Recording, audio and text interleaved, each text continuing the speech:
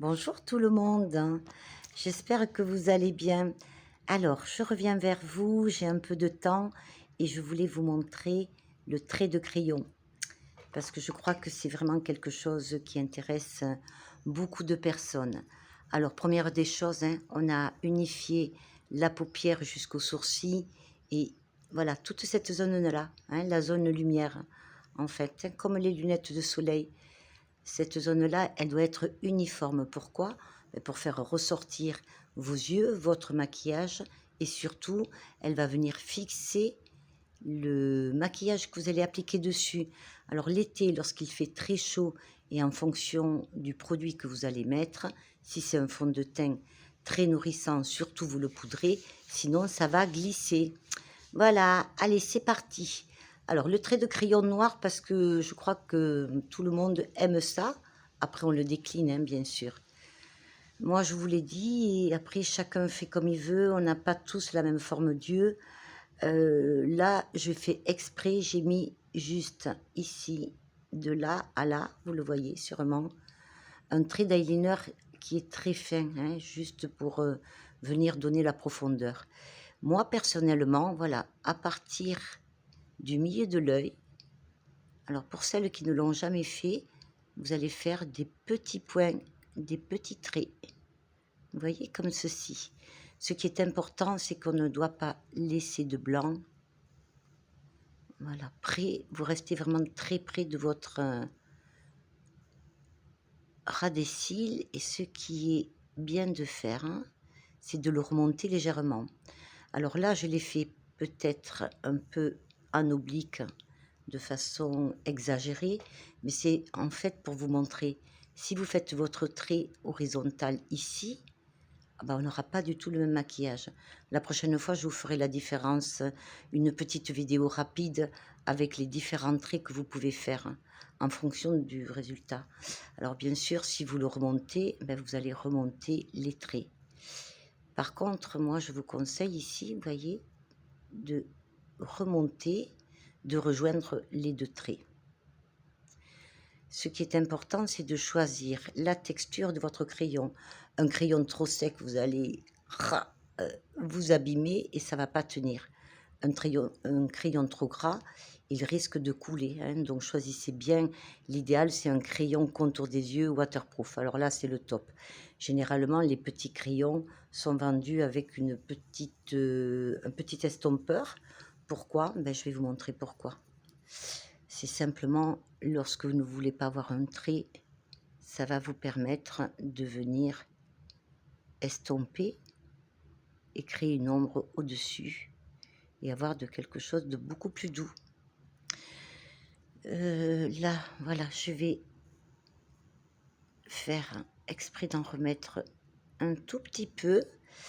Ce que j'ai oublié de vous dire, c'est très important, comment on fait, d'où on part, où on s'arrête. Le milieu de la bouche, le coin du nez, et là, vous avez votre trait qui se fait tout seul. Donc, tout ce qui est en dessous du crayon, on peut l'oublier, on va dire. Là, je vais vous montrer de façon exagérée, en fonction, bien sûr, du résultat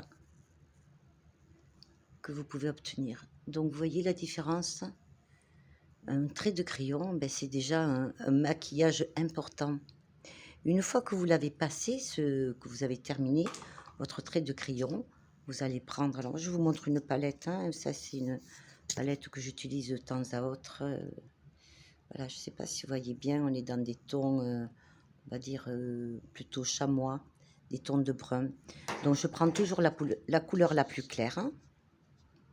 Là, je ne vais pas prendre le doré, je vais prendre la deuxième couleur qui est un peu plus chamois, vous voyez.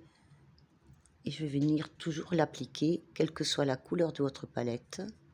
La règle d'or, c'est le clair à l'angle pour venir éclairer.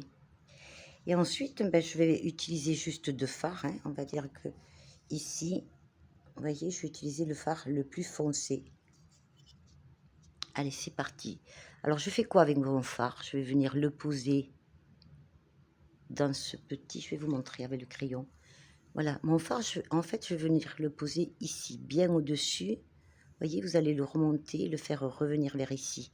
Le fait de faire d'abord son trait de crayon, ça vous donne une limite hein, ensuite pour poser votre fard.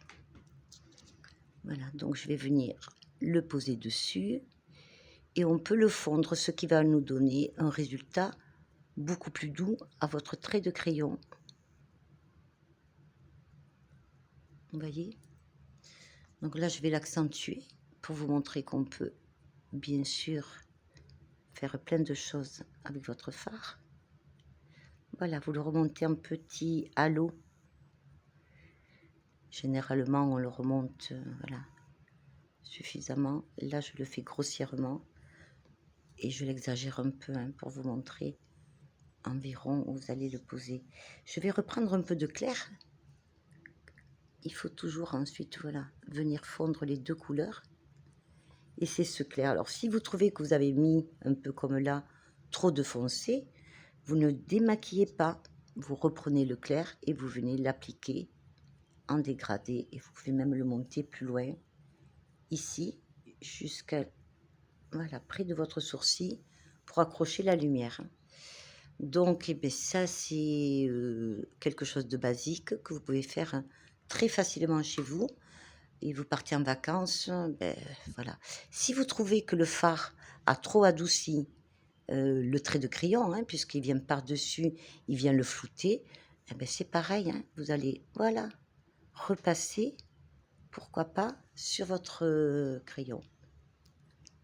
Et là, vous allez obtenir ben, un trait de crayon. J'espère que cette petite vidéo ben, vous aura appris quelque chose. Et vous voyez bien que le trait de crayon, c'est pas compliqué. Moi, j'évite hein, ici quand même. Ça, lorsqu'on a 20 ans, c'est pas pareil. À 60, les choses se sont légèrement modifiées. Et j'en profite aussi pour vous remercier pour tous vos gentils commentaires qui me font beaucoup de plaisir. Je vous souhaite une bonne journée, je vous fais de gros bisous et je vous dis à bientôt. N'hésitez pas si vous avez des questions, bien sûr, je répondrai à vos questions. De gros bisous, au revoir.